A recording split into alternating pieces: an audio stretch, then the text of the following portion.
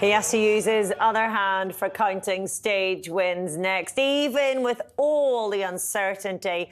Going into stage 16, the man guaranteed to put on a show. Tadej Pogačar takes stage win number 5. Nathan, with everything that happened at the start of the day, we didn't even get your take on Tadej Pogačar and how he's racing this Giro D'Italia. He's quite simply phenomenal, isn't he? Yeah, he's the best man in the race by far, by really far. It's impressive to see how he approaches and how he wins stages day after day. How does it feel being in an opposing team, the team, of course, of the double Tour de France champion Jonas Vingegaard, and seeing this level of performance from Tadej Pogačar? Is it quite intimidating? Is it ominous? Or how does it feel? I wouldn't call it intimidating, but I think you can only look at such performances with the greatest respect. I think Jonas and Pogačar, they have a lot of respect for each other's performances and for what they have accomplished in the past. But yeah, what Pogačar is doing now is it's amazing. 5 stage wins. We were just talking about it. The last guy who did it, we couldn't tell it from the top of our minds. So means it's quite special. I think it might have been Mark Cavendish, certainly a sprinter, you would imagine. I will get to Jonas and his recovery in a moment, but you're good friends with him. Is he watching this? I'm not sure, actually, if he's watching. He might watch a little bit, but he won't go and sit down for it. Yeah, not get the popcorn out. Dan, what do you say to this man? What do you say? To him? Or about him? Well, I think Rob Hatch a couple of days ago said he was running out of superlatives, and if Rob Hatch is running out of words, and I certainly am, but I mean, I don't think that he started out today thinking, right, here's stage win number 5 coming. I mean, first and foremost, they were wondering what stage they were going to do, but because of the nature of the stage we eventually had, it became so much easier for him to go for the stage win, and not just the terrain. The fact that Movistar controlled the early breakaway to try and set things up, we think, for Rubio to jump up the general classification.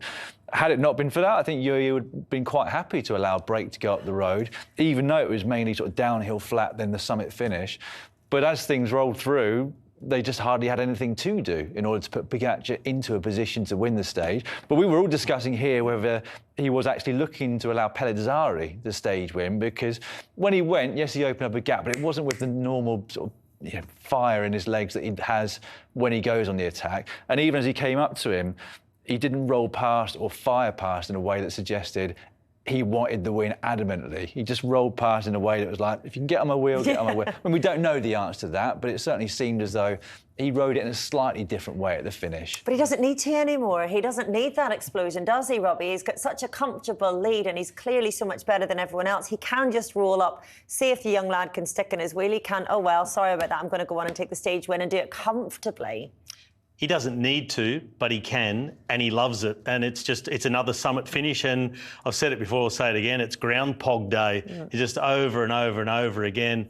And I mean, let's face it, not even Mother Nature can beat the Pog. Could he have lost this stage, Dan, if he wanted to? And that sounds like a silly question, but it did look like he was maybe holding something in reserve to see if Pogačar could stick in his wheel. Could he have allowed that victory? Oh, certainly. Because he doesn't need any more time over Danny Martinez, who was the only other person who caught Pellizzari before the end. I mean, Pellizzari got 2nd place and a pair of pink shades. So, you know, and a pink jersey. And a pink jersey. Didn't come away empty-handed. But, of course, he could have allowed Pellizzari to, or just stayed with him and assessed what was happening behind, because he's so comfortable in the GC. It's not like he needs to increase his lead on where it is at the moment. But I think maybe he just didn't want... It would have been so obvious, wouldn't it, if he just slowed right down with Pellizzari and coaxed him all the way to the finish. Would anyone have had a problem with it, though, no. at this point? I don't think so. It's like he eased past, and Pogačar was sort of sizing up, where's Martinez? Is he going to catch Pellizzari? Can I wait that long? No, if he can stick with me, he can win. And if not, well, I want to stay out of reach of Martinez. That's it, though. It would have been really obvious, but I think it would have also, for that reason, been very popular. But you can't really take away from Tadej Pogačar saying, well, I'm going to crack on anyway. I'm going to take stage win number 5, even with such a huge, huge margin.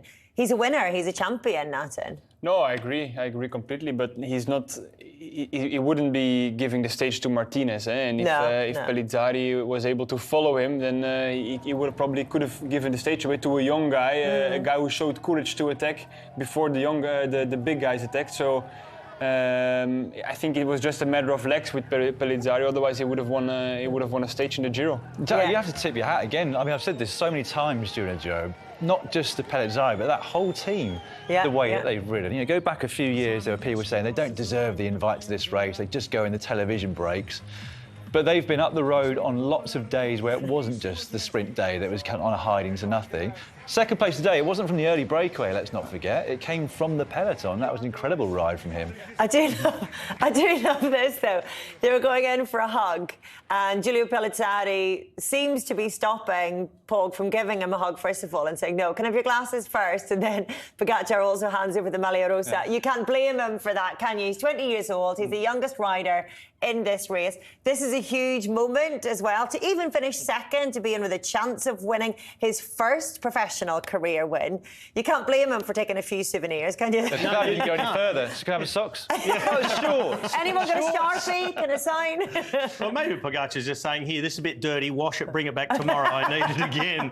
But I mean, you can forgive Pellizzari for having a real fanboy moment. Yeah. Go back to when Tadej Pogacar was winning his first Tour de France at 20. Pellizzari would have been 15 years old, a junior rider in his teens, watching one of his absolute heroes. And now, just a few short years later, he's riding against him. You can sort of forgive him for being just so overwhelmed and overawed and going full fanboy. But he's done a great ride too. Yeah, absolutely incredible. Well, Dan was speculating as to whether UAE Team Emirates would have been planning to take the stage win today. Let's hear from Pogacar's teammate. Here is Rafa Majka. Rafa, first and foremost, congratulations. Talk us through the plans until the final climb where you guys took over. No, actually today we don't want to go for the stage. But when this other team pull, then we say, why not? Now we can try, you know. Then the last climb we go a little bit faster, I see. Stade only behind me, then it's done. We saw you and Tadej were talking to each other.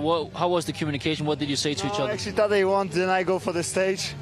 But actually, I pulled already before, then I'm a little bit tired, and I say, go on, man, win another stage, and chapeau. But really, today we don't want to go for the stage. But when this other team pulling, you know, and we are still there, the guys, why not, you know, we try. Rafa, congratulations, thank you. Thank you.